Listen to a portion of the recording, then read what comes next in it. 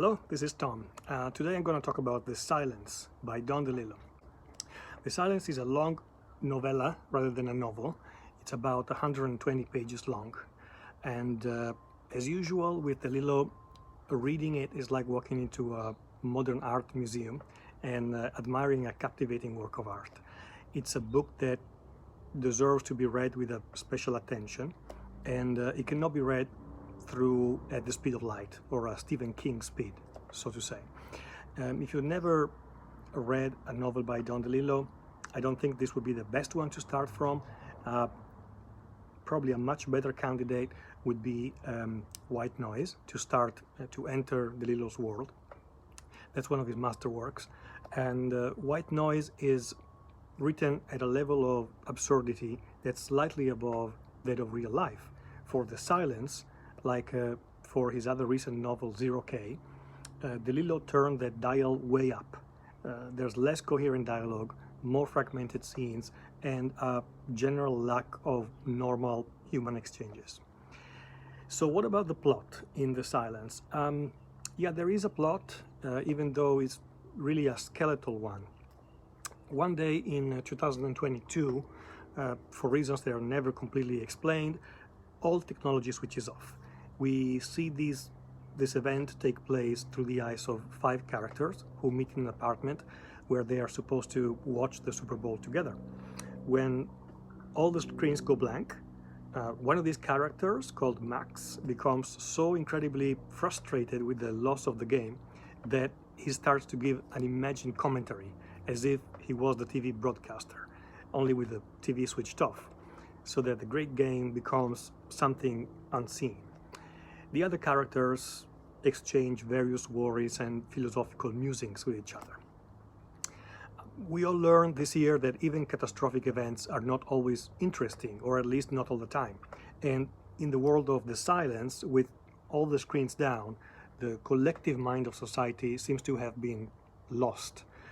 This is DeLillo saying that we have become a society that cannot function without our technology. And so there is an obvious connection to our current moment, our current day, especially to our digital addiction. But the topics that DeLillo touches in this book, in The Silence, are many more. The philosophical dialogues are sometimes really engaging, sometimes not entirely clear, and I would say sometimes they almost sound like nonsense, unless you carefully consider the context where DeLillo places them. The thing is that what happens in the characters' heads and in the outside world is very often blurred. For DeLillo, the difference between the two is often minimal. Something else to keep in mind: nobody speaks the way the characters in this novel do, and DeLillo is not really asking us to believe they would, but this is why many readers like me loved The Silence, but many also did not. The reviews I read were mixed.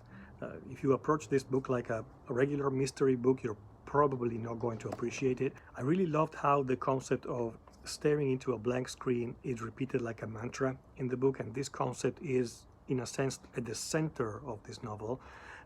It's not an anti-technology work, but it can be seen as a reflection on how the presence of technology in our lives today is so intense that it started to take root into our souls.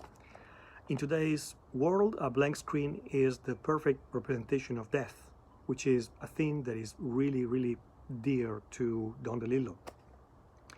My main personal reasons for loving this author is that it's a little maybe weird, but some of his individual sentences or even paragraphs are such shiny diamonds. Perhaps they are the very best thing about his books.